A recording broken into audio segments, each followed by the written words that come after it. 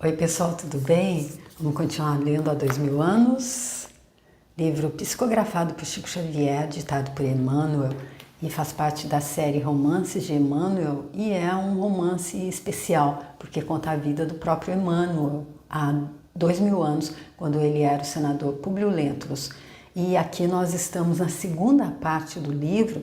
Tudo se passa ali, começou em Roma, na era cristã, no ano 31, aqui a gente já está no ano 58. Ele teve a oportunidade, depois que eles foram para a Palestina, ele se encontrou com o próprio Jesus Cristo, que estava encarnado no mesmo momento.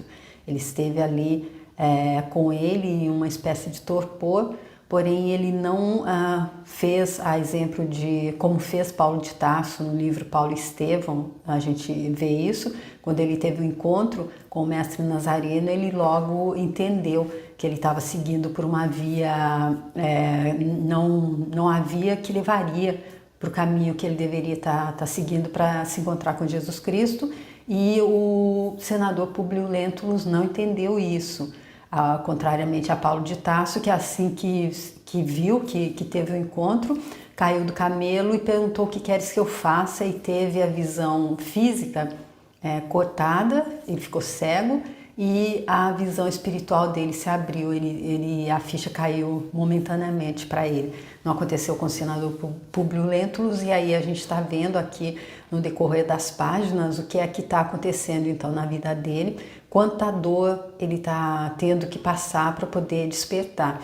E nós vimos que nesse capítulo então a quem aconteceu a morte da Calpurnia, que era a mulher do Flamínio, que já morreu ali foi o primeiro capítulo dessa segunda parte do livro.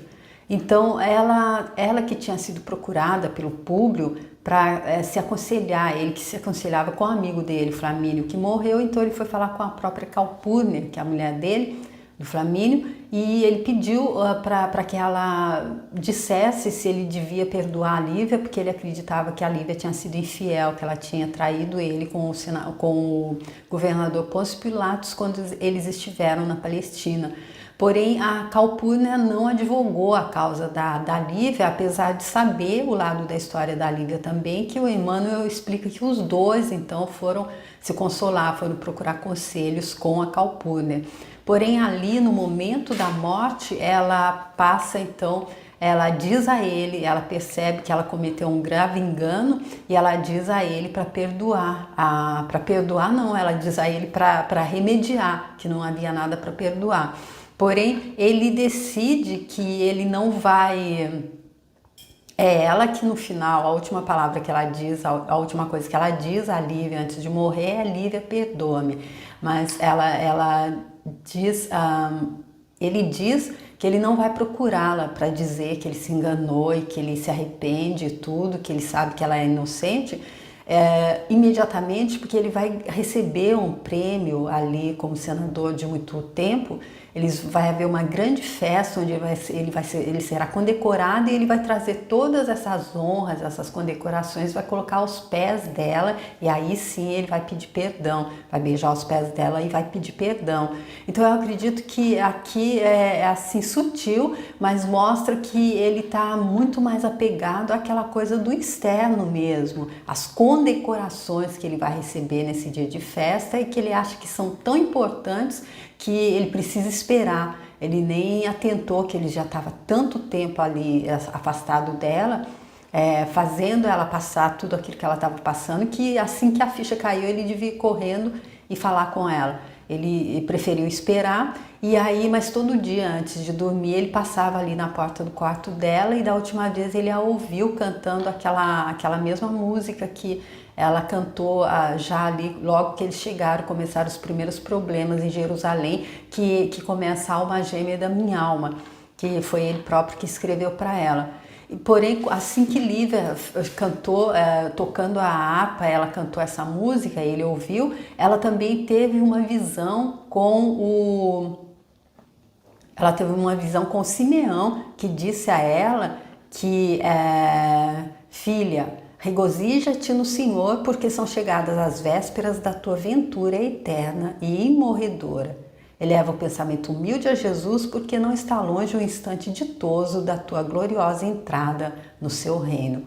Ou seja, aqui eu acredito que o senador ele esperou um pouquinho, muito, ele esperou demais, porque ele não vai ter tempo então de estar fazendo, concretizando esse plano então que ele traçou assim que ele resolveu, que ele entendeu que ela era inocente, que ele iria pedir perdão a ela e ele pensou então em fazer depois dessa festa. Aí então vamos ver o que vai acontecer aqui no 5º capítulo, que é nas catacumbas da fé e no circo do martírio.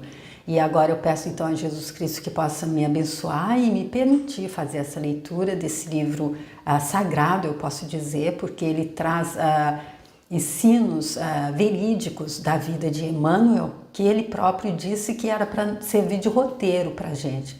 Porque ele já fez essa caminhada. Nessa época ele era esse senador de alma superficial e orgulhosa, como o próprio mestre Nazareno classificou, e ali metendo os pés pelas mãos, e hoje na nossa época foi o mentor de Chico Xavier.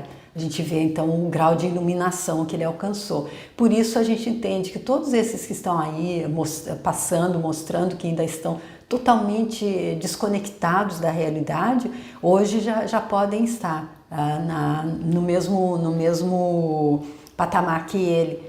E aí isso nos dá alento, não é? Eu acredito. Porque então ele abre a intimidade dele para que nós possamos ser sábios, aprender com o erro alheio. Não precisar ser o inteligente que precisa errar para aprender, nem aquele que não é sábio nem inteligente e só aprende depois de muito apanhar.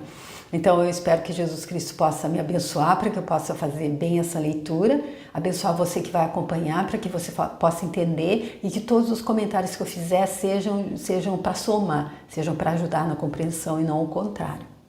No dia imediato à cena que acabamos de descrever, vamos encontrar juntas as duas grandes amigas que, longe de serem a senhora e a serva, eram duas almas unidas pelos mesmos ideais, ligadas pelos elos mais santos do coração. Ana acabava de chegar à casa depois de cumprir algumas obrigações no mercado de legumes, quando, encontrando Lívia mais a sós, lhe disse confidencialmente: Senhora, hoje à noite uma voz se levantará no santuário das catacumbas para as pregações da nossa fé. Amigos nossos me avisaram esta manhã que já há alguns dias se encontra na cidade um emissário da igreja de Antioquia, chamado João de Cleófas, portador de significativas revelações para nós outros, os cristãos desta cidade.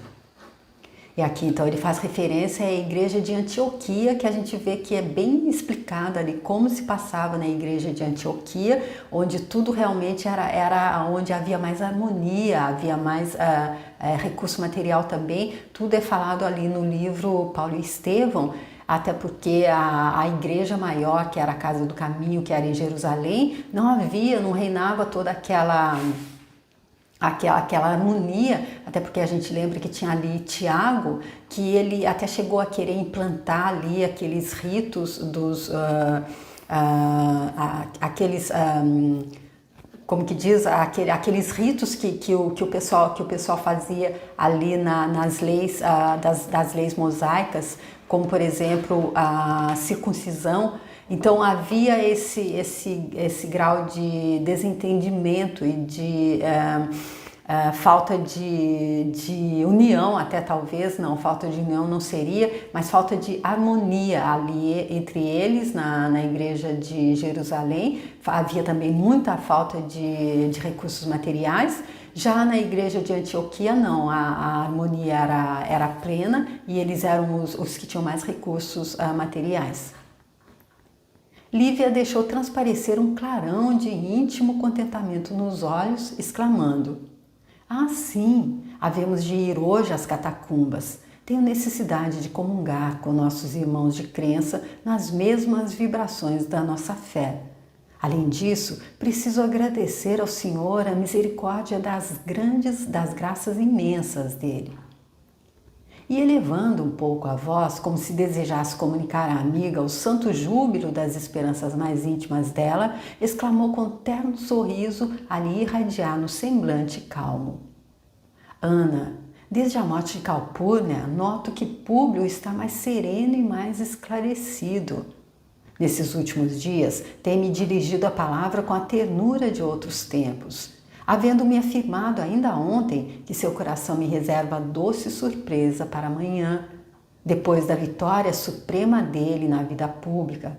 Sinto que é muito tarde para que seja novamente feliz neste mundo, mas em suma, estou intimamente satisfeita porque nunca desejei morrer em desarmonia com o companheiro que Deus me concedeu para as lutas e alegrias da vida. Acredito que nunca me perdoará o crime de infidelidade que julga haver eu praticado há 25 anos, mas choro de contentamento ao reconhecer que Públio me sente redimida ante a severidade de seus olhos. Uau! A Lívia, ela extrapola, né? Ela mostra que ela é um espírito que já viveu tudo isso, que já entendeu a mensagem do perdão, a mensagem da compreensão, a mensagem como que diz, da compaixão. Porque olha aqui, ela acredita, ela não sabe que ele se convenceu finalmente de que ela é inocente. Ela acha ainda que ele acredita que ela cometeu, que ela foi infiel com ele. Aí ela diz: acredito que nunca me perdoará o crime de infidelidade que ele julga que eu pratiquei há 25 anos. Mas ela chora de contentamento ao reconhecer que ele se sente redimido, que ele a redime, ele a redimiu, ele a perdoou ante a severidade dos olhos dele. Ou seja, aqui eu entendo que ela está chorando de contentamento porque ela viu que ele evoluiu, ele entendeu o perdão. Ainda que ela tenha traído, ainda que ela tenha sido infiel há 25 anos, todo esse tempo, todo esse martírio que ele impôs a ela de ficar ali dentro de casa, sob o mesmo teto que ele e a filha, mas sem poder ser mãe da filha, só está ali, ele disse que não a mataria só para que a Flávia não ficasse sem mãe, mas ela não poderia intervir na educação dela. Por isso que está acontecendo o que está acontecendo agora no casamento da Flávia. E então ela entende que se ele a perdoa, então é porque ele cresceu, ele evoluiu, e é por isso que ela chora de contentamento. Que incrível, que lição majestosa essa, não é? E chorava comovida, enquanto a velha criada lhe afiançava com ternura: sim, minha senhora, talvez tenha ele reconhecido suas abnegações santificantes no lar, nestes longos anos de sacrifícios abençoados. Agradeço a Jesus tamanha misericórdia, revidou Lívia sensibilizada.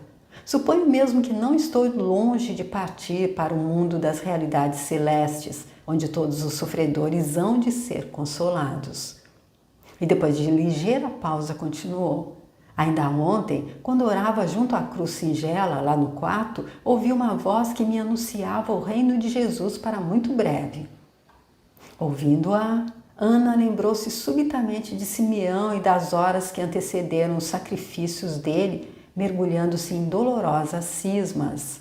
Suas recordações remontavam ao passado longínquo, quando a voz de Lívia novamente a despertou nestes termos: Ana, dizia com as heróicas decisões da fé dela, não sei como serei chamada pelo Messias, mas na hipótese da minha breve partida, peço-te continuares nesta casa, no teu apostolado de trabalho e sacrifícios, porque Jesus há de abençoar-te os labores santificantes. Aqui então ela conta a visão, o que ela ouviu de Simeão lá na noite anterior, e Ana se lembra das palavras do próprio Simeão quando ali, naquela vez que elas foram se refugiar, porque elas estavam fugindo do Pôncio Pilatos, que era o governador, e Sulpício Tarquínio, que eles vieram, eles souberam que o senador Publio Lentulus não estava em casa, então eles vieram como para caçar mesmo as duas. O Sulpício Tarquínio queria ficar com a Ana e o Pôncio Pilatos com a Lívia. E aí elas tiveram que fugir, sair de casa, e elas foram para a casa do Simeão, que foi quando aconteceu tudo ali que o Sulpício Tarquínio chegou e acabou matando ele, sendo morto pela própria cruz, pela mão do destino mesmo que caiu sobre ele. Aí então ela lembra que ele também disse, está chegando a hora de eu dar o meu sacrifício. E agora é a Lívia que diz isso, porém eu acredito que ninguém quer ouvir isso, né, da amiga. A antiga serva dos Lentulus queria dar novo rumo à conversação pungente e exclamou com a serenidade criteriosa que lhe conhecemos: Senhora, sabe Deus qual de nós partirá primeiro? Esqueçamos hoje este assunto para pensar tão somente nas suas santificadas alegrias. E como para encerrar a angustiada impressão daquela palestra íntima, rematou perguntando confidencialmente: Então iremos hoje de fato às catacumbas? Sim, fica combinado. À noitinha partiremos para as nossas orações e carinhosas lembranças do Messias Nazareno. Tenho necessidade desse desafogo espiritual após os longos meses que estive retida junto da minha nobre Calpurnia. Além disso, desejo pedir aos nossos irmãos que orem comigo por ela, testemunhando ao mesmo tempo ao Senhor meu sincero agradecimento pelas suas graças divinas. Ao partirmos, peço-te me atives a memória, pois quero levar ao novo apóstolo uma espórtula, que quer dizer um dom, uma forma de doação destinada à igreja de Antioquia. Se amanhã Públio vai receber o supremo galardão do homem do mundo, quero rogar a Jesus não lhe abandone o coração intrépido e generoso para que as vaidades da terra não o inibam de buscar algum dia o reino maravilhoso do céu. Aqui então ela dizendo, aqui ela entendendo, ele vai buscar o supremo galardão do homem do mundo, que é o poder externo com o qual ele se identifica tanto, e ela vai pedir então a Deus que um dia ele desperte. Assim entendidas, separaram-se na azáfama dos afazeres domésticos. E enquanto o senador, durante todo o dia, tomava providências numerosas para que nada faltasse ao brilho pessoal do seu grande triunfo no dia imediato, Lívia passava as horas de alma voltada para o Cristo em preces fervorosas. À noitinha, consoante combinaram, lá se foram à secreta reunião das práticas primitivas do cristianismo. Todos os servos graduados do palácio viram-na sair, sem preocupação nem surpresa. Em todo o longo período da moléstia de Calpurnia, Lívia e Ana nunca mais haviam fixado sua presença no interior do lar e não seria de estranhar que ambas houvessem deliberado buscar a residência dos Severos naquela noite, de onde possivelmente não voltariam senão no dia seguinte, depois de confortarem o espírito abatido de Flávia no desdobramento de seus fadigosos encargos domésticos. Foi assim que as horas passaram, tranquilas e descuidadas. E quando o senador se aproximou dos aposentos da esposa, antegozando as profundas alegrias esperadas para o dia seguinte, presumiu no pesado silêncio ali reinante a significação do seu calmo repouso nas asas leves e cariciosas do sono. Imaginando que Lívia descansava na paz soberana da noite, Públio Lentulus recolheu-se ao gabinete particular, com o cérebro cheio de radiosas esperanças, no propósito de se penitenciar de todos os seus erros do passado. Lívia, porém, em companhia de Ana, aproveitara-se das primeiras sombras da noite para atingir as catacumbas. Passava das 19 horas, quando ambas se ocultavam entre as pedras abandonadas que davam acesso aos subterrâneos onde se amontoava a velha poeira dos mortos. E aqui a gente vê que o Públio então não percebeu que a Lívia tinha saído, ele acreditava que ela estava dormindo. E ela saiu escondida, ela está fazendo alguma coisa errada? Não, ela tinha permissão dele. A gente lembra ali que ele disse mesmo a Calpurnia que a única coisa que ela havia pedido é poder continuar tendo liberdade para frequentar os ensinos que ela recebeu de Jesus Cristo, frequentar as reuniões para se estudar o evangelho que ela fazia com Ana, e ele deu essa permissão. Então foi só um mal entendido, ele foi dormir acreditando que ela também estivesse dormindo, então ele nem vai entender, vai ser realmente surpreendido. Passava das 19 horas, quando ambas se ocultavam entre as pedras, então essa aqui eu já li, num vasto espaço abobadado que servira outrora às assembleias das cooperativas funerárias, reunia-se grande número de pessoas em torno da figura simpática e generosa do culto pregador que chegara da Síria distante. A um canto erguia-se improvisada tribuna, para onde daí a minutos subia João de Cleófas, dentro do halo de doçura que lhe aureolava a singular individualidade. O apóstolo de Antioquia trazia à cabeça os primeiros cabelos brancos e toda a sua figura estava saturada de forte magnetismo pessoal que ligava intimamente a personalidade dele a quantos se lhe aproximavam, levados pela doce afinidade da crença e dos sentimentos profundos.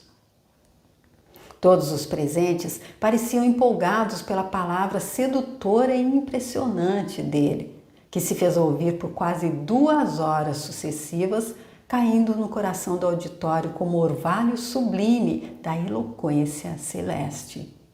Conceitos elevados e proféticas observações ressoavam pelas arcadas silenciosas e sombrias, fracamente iluminadas pela claridade de algumas tochas. De fato, a Assembleia tinha razão de se eletrizar com aquele doloroso e sublime profetismo, porque João de Cleófas pronunciava profunda alocução, mais ou menos nestes termos. Antes de começar aqui então a locução que ele está trazendo, então a gente vê que elas estão ali naquele local onde antes havia as assembleias das cooperativas funerárias, e era ali no cemitério, nas catacumbas, porque era a única forma, a gente já viu aí nas páginas anteriores, era a única forma de reunião, de assembleias assim públicas que eram suportadas, que eram permitidas. É por isso então que ali onde havia essas cooperativas funerárias, essas assembleias, então eles aproveitavam esse local ali, um local bem não tão, digamos, não próprio, mas é ali que eles encontravam a liberdade para poder estar se encontrando, uma liberdade entre aspas. E aí então ele começa o discurso. Irmãos, seja convosco a paz do Cordeiro de Deus, nosso Senhor Jesus Cristo, na intimidade da vossa consciência e no santuário do vosso coração. Aqui então ele já chama ali bem dentro, é o interior. Nosso Senhor, seja convosco a paz de nosso Senhor Jesus Cristo, na intimidade da vossa consciência e no santuário do vosso coração, que é onde então está ali o cerne, a semente, não é? Ali onde a gente pode ter a compreensão do que ele vai dizer, é se a gente entrar ali no nosso íntimo realmente. Se a gente ficar fixado, se a gente ficar voltado para o externo, a mensagem passa e a gente não capta.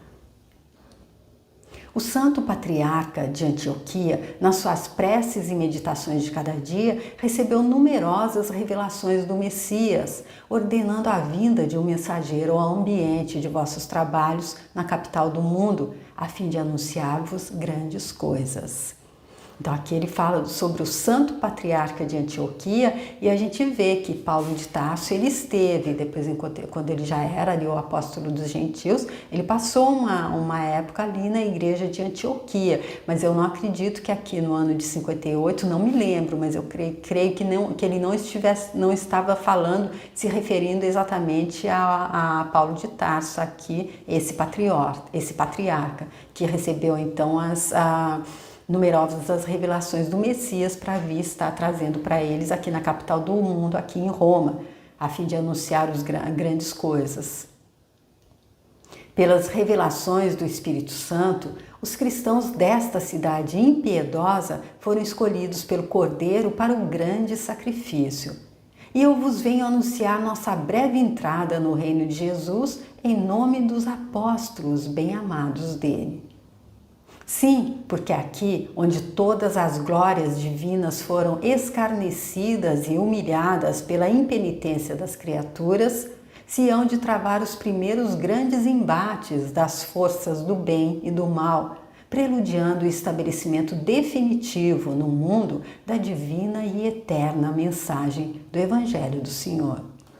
Então aqui ele diz com clareza que não entender, porque realmente estava ali fora do íntimo dele mesmo, prestando atenção. Porque ele diz que os cristãos dessa cidade impiedosa foram escolhidos pelo Cordeiro para o grande sacrifício.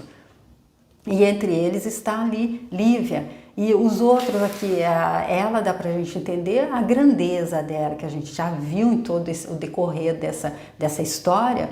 Por isso que eu acredito que esse grande sacrifício que foi pedido a eles, que era para ser julgados mesmo, ali a gente sabia como eram feitos os sacrifícios. Na página anterior mesmo a gente viu como ali na época de Nero era feito o que era feito com os cristãos, que eram enfiados em galões de azeite fervendo e depois jogado aos peixes, e outros eram jogados às feras. Então esse grande sacrifício, eu acredito que é daquela pessoa que está no nível da Lívia. Essa vem dar um grande sacrifício para exemplificar para os outros, não para aqueles que estão em dúvida, mas aqueles que entenderam a mensagem de Jesus Cristo, mas temem estar se mostrando que entenderam, estar seguindo, especialmente nessa época, temem pela própria vida. E aí então esses são chamados para mostrar, olha, quando você realmente, é como Helena de Cusa também, quando ela foi amarrada ali, ela e o próprio filho, e o filho dela pedia, renuncia, diz que não acredita na mensagem de Jesus Cristo, e ela disse não, ela foi queimada viva. Então eu acredito que esses estão prontos para esse grande sacrifício. Porém eu acredito que o sacrifício que é pedido a nós, que ainda estamos aqui na caminhada, bem ainda antes deles, bem atrás ali da Lívia, por exemplo, e de Joana de Cusa. Joana de Cusa ele fala no livro Boa Nova. Eu deixo aqui se você quiser ver, eu fiz uma série também. Então, para a gente, o grande sacrifício é que a gente lute, sim. Eu conversando com o Fábio na minha primeira live, a gente estava falando sobre isso, quando dizem que as pessoas são guerreiros, e eu concordo com ele quando ele diz não há luta. Porém aqui eu acredito que há uma luta, sim, no nosso íntimo, contra as nossas limitações e fraquezas, contra as nossas vaidades, contra quando a gente como o mestre Nazareno classificou o senador aqui, alma superficial e orgulhosa.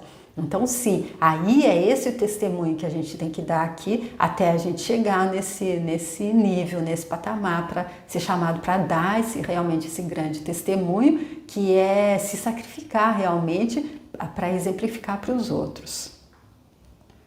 Na última reunião geral dos crentes de Antioquia, manifestaram-se as vozes do céu em línguas de fogo, como aconteceu nos dias gloriosos do cenáculo dos apóstolos, depois da divina ressurreição do nosso Salvador. E o vosso servo, aqui presente, foi escolhido para emissário dessas notícias confortadoras, porque as vozes celestes nos prometem o reino do Senhor em breves dias. Então aqui ele contando como foi que eles tiveram essas mensagens do Nazareno, já que ele não está mais encarnado. Então foram as línguas de fogo, que é aquela coisa que nós vimos também no Paulo e Estevão, que é quando o Paulo de Tarso recebia aquelas informações também, daquela forma como ele está chamando aqui de língua de fogo, como se viesse do próprio Cristo, do próprio Espírito Santo. Amados, acredito que estamos em vésperas dos mais atrozes testemunhos da nossa fé, pelos sofrimentos remissores, mas a cruz do Calvário deverá eliminar a penosa noite dos nossos padecimentos. Então aqui ele dizendo que no caminho deles os mais atrozes testemunhos de fé seriam pedidos pelos sofrimentos remissores, porém a cruz do Calvário deverá eliminar a penosa noite dos nossos padecimentos. Por quê? Porque o sacrifício maior já foi dado. O sacrifício maior foi dado por Jesus Cristo, o mestre maior, aquele que está lá na frente, aquele que podia dar o sacrifício maior. Agora, qualquer sacrifício que venha antes já foi iluminado, já foi redimido pelas cruzes do Calvário, ou seja, pelo que eu entendo, naquela hora ali que a pessoa está sendo devorada pela fera, o espírito dela já saiu, o corpo dela está sendo ali dilacerado, porém ela não está mais sentindo, ela não está sofrendo. É minha forma de entender, tá? Só minha forma de entender. Eu também tive a felicidade de ouvir a palavra do Senhor nas horas derradeiras da dolorosa agonia dele à face deste mundo. E que pedia a ele, meus queridos, senão o perdão infinito do Pai para os algozes implacáveis que o atormentavam? Sim, não duvidemos das revelações do céu. Verdugos inflexíveis rondam nossos passos e eu vos trago a mensagem do amor e da fortaleza em nosso Senhor Jesus Cristo. E ele deixando claro que quem estiver confiante em Jesus Cristo não precisa temer nada. Porque no momento lá em que ele estava dando o sacrifício imenso dele, ele estava pedindo, ao invés de estar ali reclamando e sentindo dor como se fosse eu, ele estava assim pedindo pelos algozes: Pai, perdoai-os, eles não sabem o que fazem. Então ele diz: verdugos inflexíveis, pessoas totalmente que ainda não entenderam realmente nada, rondam os passos, estão ali prontos para atacar. Porém a mensagem de amor e de fortaleza que ele traz é de Jesus Cristo. Roma batizará sua nova fé com o sangue dos justos e dos inocentes. Mas também importa considerar que o Cordeiro imáculo de Deus Todo-Poderoso se imolou no madeiro infamante para resgatar os pecados e aviltamentos do mundo. Então, mais uma vez ele mostrando, chegou a nossa hora, eu acredito que está pronto, está nesse nível que a Lívia estava se chamada para fazer isso. Eu acredito que é uma honra e é também elevação, muita grande elevação. Por isso que ele diz, ele traz então para qualquer um que esteja ali ainda com qualquer pontinha de dúvida, que então ele, o Todo-Poderoso, se imolou no madeiro infamante para resgatar os pecados e aviltamentos do mundo. E agora que é a nossa vez, será que a vez deles ali no caso dizendo? Andaremos talvez nestas vias suntuosas como em novas ruas de uma Jerusalém apodrecida, cheia de desolação e de amargura. Clamam as vozes celestes que aqui seremos desprezados, humilhados, vilipendiados e vencidos.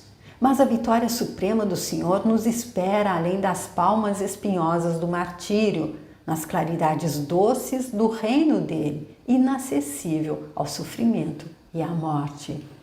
E aqui eu entendo que foi um pouco deturpada essa informação aqui, porque muita gente pensa, é aqui que eu tenho que sofrer, a vida é sofrimento mesmo, eu não tenho que procurar ter prosperidade, eu tenho que ir sofrendo ali, porque é só depois que eu vou ali para o céu. Eu não acredito que seja dessa forma. Aqui, como ele está dizendo aqui, clamam as vozes celestes, que aqui seremos desprezados, humilhados, vilipendiados e vencidos.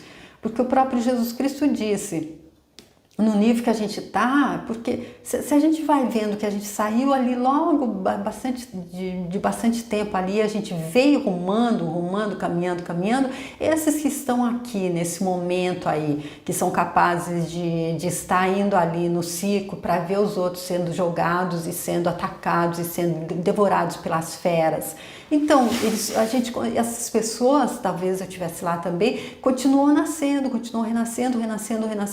Então, é porque a gente vem nesse crescimento que é isso que ele diz, a gente vai passando pelo próprio crescimento que a gente vai criando, que a gente vai escolhendo passar, porque a gente aqui há luz e trevas e nós temos o livre-arbítrio, e aí sim, depois de passar por tudo isso, quando a gente oferece a taça de fel, a gente vem e toma, que é isso então, essas palmas espinhosas do martírio. A gente vem e toma para a gente entender que as claridades doces do reino de Jesus Cristo, elas são inacessíveis ao sofrimento e à morte. O livro Paulo de Tarso, meu Deus, é muito claro sobre isso, porque mostra Paulo de Tarso e oferecendo a taça de fel para muita gente, e depois ele tomando, apesar de ter se encontrado com Jesus Cristo, não tem aquilo de passar a mão na cabeça e dizer, ah tá, não foi isso quando ele diz que Jesus Cristo veio lavar morreu no madeiro infamante para resgatar os pecados aviltantes do mundo. Não é dessa forma. É para mostrar para a gente como é que faz, e não para nos redimir assim, ah, tá bom, se oferecer uma taça de fel, tudo bem, não faz mal, agora... Não, você vai lá e agora toma para você entender. É a lei da causa e efeito. Lavaremos com nosso sangue e as nossas lágrimas a iniquidade destes mármores preciosos. Mas um dia, irmãos meus, toda esta Babilônia de inquietação e de pecado ruirá fragorosamente ao peso de suas misérias ignóbeis. Um furacão destruidor derrubará os falsos ídolos e confundirá as pretensiosas mentiras de seus altares. Tormentas dolorosas do extermínio e do tempo farão chover sobre este império poderoso as ruínas da pobreza e do mais triste esquecimento.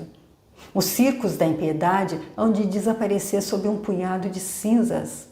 O Fórum e o Senado dos impenitentes hão de ser confundidos pela suprema justiça divina. E os guerreiros orgulhosos desta cidade pecadora rastejarão um dia como vermes pelas margens do mesmo Tibre que lhes carreia a iniquidade. E aqui ele compara Roma à Babilônia, e eu vim buscar um pouquinho aqui sobre Babilônia, que diz que ela foi a cidade central da civilização babilônica na Mesopotâmia, situada às margens do rio Eufrates. As ruínas da Babilônia encontram-se então ao norte do centro da cidade atual de Hila, capital da província de Babil, no Iraque, situada a 100 quilômetros ao sul de Bagdá. Então, aqui a Babilônia, ali antes de Cristo, era então a própria Roma. A Babilônia caiu, subiu Roma, que acontecia exatamente as mesmas, era como ele disse,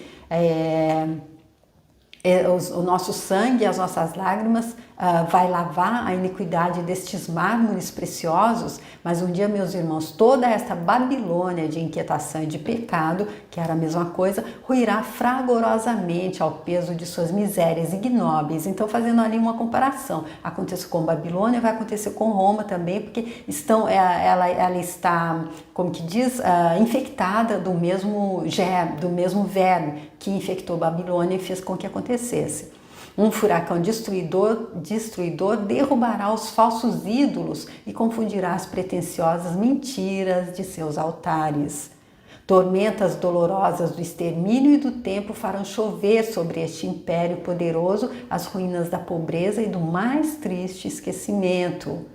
Os circos da impiedade hão de desaparecer sob um punhado de cinzas. Os circos da impiedade, ali onde eram feitas todas essas entregas dos cristãos para o sacrifício e todas essas coisas tão horrendas, e nós vimos então, eles vão cair então, vão desaparecer sob um punhado de cinzas. Tá aí na história, né? O Fórum e o Senado vão de ser confundidos pela suprema justiça divina, e os guerreiros orgulhosos, eles rastejarão um dia como vermes pelas margens do mesmo Tibre que lhes carreia a iniquidade. E aqui, do que é que ele está falando aqui? Ele está falando aqui de reencarnação, não é?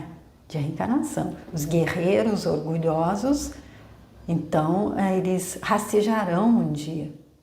É disso que ele está falando. Então novos Jeremias hão de chorar sobre os mármores à piedosa luz da noite. Os suntuosos palácios destas colinas soberbas cairão em penoso torvelinho de assombros, e sobre seus monumentos de orgulho, de egoísmo e vaidade gemerão os ventos tristes das noites silenciosas e desertas. Felizes todos aqueles que chorarem agora por amor ao Divino Mestre. Venturosos todos os que derramarem o seu sangue pelas sublimes verdades do Cordeiro, porque no céu existem as moradas divinas para os bem-aventurados de Jesus. Falava a voz suave e terrível do emissário da igreja de Antioquia, e suas palavras ressoavam no profundo silêncio das abóbadas ermas. E aqui ele falava com voz suave, porque ele estava ali revestido então daquela luz que vinha trazer essa verdade, mas ao mesmo tempo essa verdade terrível, porque eu acredito que por mais que a gente esteja preparado, é um momento que exige muito, não é? Cerca de 2 centenas de pessoas ali se encontravam, ouvindo-o atentamente. Quase todos os cristãos presentes choravam embevecidos. No íntimo das almas pairava uma exaltação suave e mística, fazendo-lhes sentir as doces emoções de todos aqueles apóstolos anônimos que tombaram nas arenas ignominiosas dos circos para cimentar com sangue e lágrima a edificação da nova fé.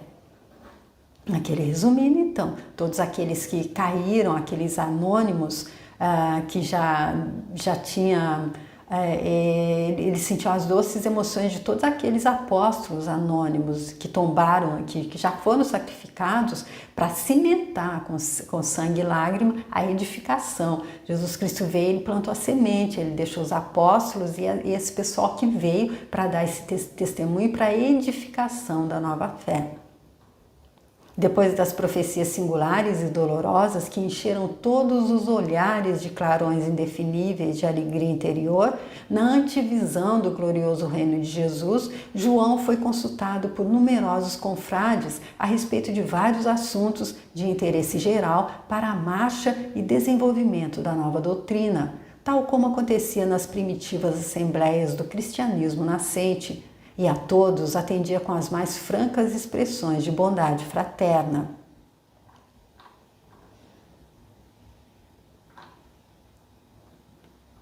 Interpelado por um dos presentes quanto ao motivo de sua alegria radiosa quando as revelações do Espírito Santo anunciavam tão grandes provações e tantos padecimentos, o generoso emissário respondeu com sublimado otimismo: sim, meus amigos, não podemos esperar senão o sagrado cumprimento das profecias anunciadas, mas devemos considerar com júbilo que se Jesus permite aos ímpios a realização de monumentos maravilhosos, como os desta cidade suntuosa e apodrecida, que não reservará ele, na sua infinita misericórdia, aos homens bons e justos, nas claridades de seu reino. E ele sabia como levantar o moral. Olha aqui, olha o que ele responde quando as pessoas perguntam: mas você traz uma notícia dessa, tá todo mundo caminhando para o matador e você tá aí todo feliz, todo rindo. Aí ele diz: meu Deus, mas que só parece que vocês estão indo pro sacrifício, mas vocês estão indo para a glória. E aí, olha, nós estamos indo, né? Porque ele também estava ali junto. E aí ele dá esse exemplo aqui, que se Jesus permite que aqueles que não entenderam possam então estar ali ainda se dando, como que diz, como o próprio senador vai receber agora ali uma condecoração ali em meio a toda aquelas festas ali que eles fazem e constroem monumentos maravilhosos e festas e tudo, porque o que é que ele reserva então para aquele que entendeu, para aquele que veio para dar esse sacrifício, para aquele que está no nível ali da Nívia, do Simeão e desse do João Cleófas. Aquelas respostas consoladoras caíam na alma da numerosa assembleia como um bálsamo dulcificante. Palavras de amor e saudações afetuosas eram trocadas entre todos com as mais doces demonstrações de júbilo e fraternidade. Lívia e Ana tinham um clarão de alegria íntima a lhes brilhar nos olhos calmos. Ao fim da reunião, todos se levantaram para as preces singelas e espontâneas das primitivas lições do cristianismo em fontes puras. A voz do emissário de Antioquia ainda uma vez se fez ouvir brilhante e clara. Pai nosso que estás nos céus, santificado seja o vosso nome, venha a nós o vosso reino de misericórdia. Seja feita a vossa vontade, assim na terra como nos céus. Todavia, nesse instante, a palavra meiga e comovedora foi abafada por um sinistro tinir de armaduras. Pronto. Aqui então terminou essa reunião que para essas 200 pessoas foi com certeza a última que eles fizeram ali, e também para o João Cleófas e também para a Lívia. Mas vamos ver como é que vai continuar no próximo vídeo.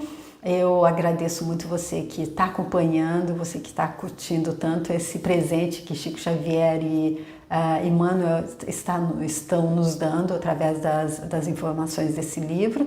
É óbvio que com a anuência, como que diz, o aval de Jesus Cristo, para, como Emmanuel disse, sirva de roteiro, então, para a gente, para que nós possamos ser sábios. A gente pode economizar, a gente pode fazer a nossa reforma íntima, dar o nosso testemunho, brigar contra as nossas limitações e fraquezas, para que um dia a gente também possa, quem sabe, ser chamado para um testemunho mais grandioso como esse, que a Lívia foi, quando a gente já estiver no mesmo ponto que ela, ou não, vai saber também, é cada um na sua caminhada, é cada um.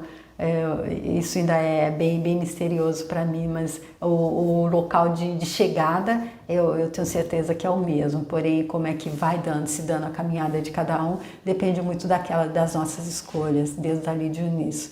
Então, gente, eu espero que vocês estejam gostando, fico muito feliz que vocês me acompanham, com vocês que mandam mensagens, com vocês que compartilham o vídeo, que deixam a sua curtida, e se vocês quiserem também, há outros livros lá no canal, como os que eu citei, Paulo Estevão e o Boa Nova, que são de Chico Xavier também, e há outros livros lá também, se você quiser dar uma olhada, se você quiser se inscrever no canal, se for leve, muito obrigada. E até o próximo vídeo. Tchau!